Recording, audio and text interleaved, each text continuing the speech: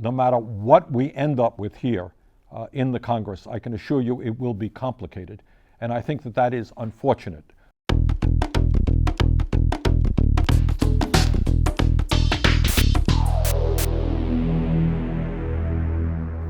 Hi Bernie, my name is Steve and I'm self-employed.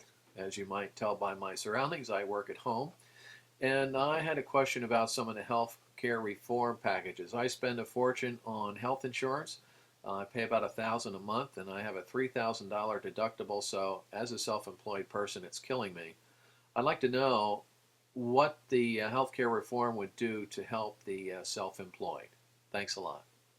Steve, thanks very much for that excellent question. And I think you and millions of other people are asking the same question. What is in this legislation for me?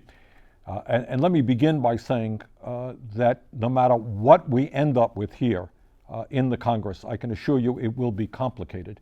And I think that that is unfortunate. My own strong preference has been from the very beginning that what would serve the American people best, what would be most cost effective as we move toward a universal comprehensive health care system is a single payer Medicare for all.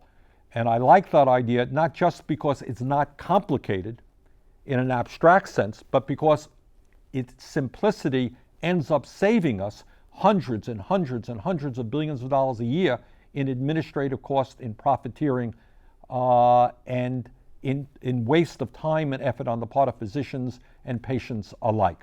But that is not what we're going to end up with. Although I should say we are going to fight for at least an option for states to go forward with a single payer system. But where we are right now is that in the health education bill that I was involved in, you would probably benefit significantly depending on your income.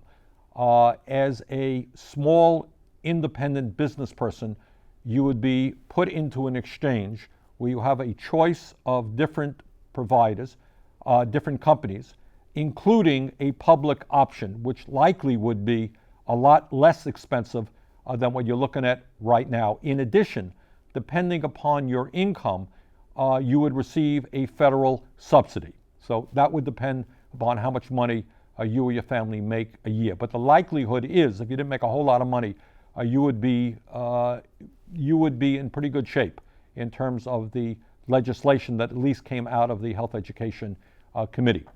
Now, as we proceed with bills coming to the floor of the House and the Senate, let me just briefly mention some of the areas that we're concerned about. Number one, of course, is the issue of affordability. How much will the average American have to pay for health insurance after this bill is passed? The bill that came out of the Finance Committee chaired by Senator Marcus was not good in that respect. It was too expensive, and we're going to work as hard as we can to lower that amount of money. Number two, the issue of public option. What is it? How many people will be eligible for it? I mentioned that Steve would be eligible for it, but there are many people who would not.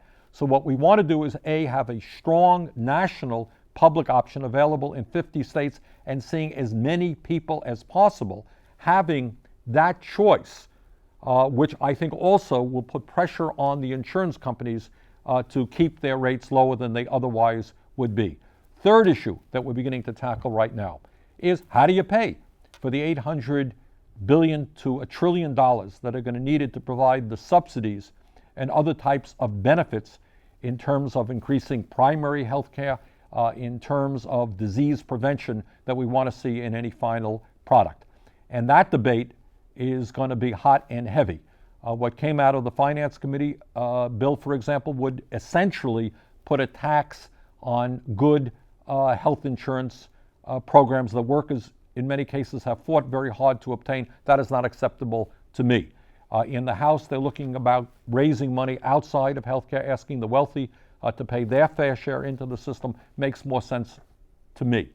But that issue has got to be dealt with as well. So we are going to see legislation come to the floor shortly. There's going to be a whole lot of debate about the nature of coverage and about how we pay for it.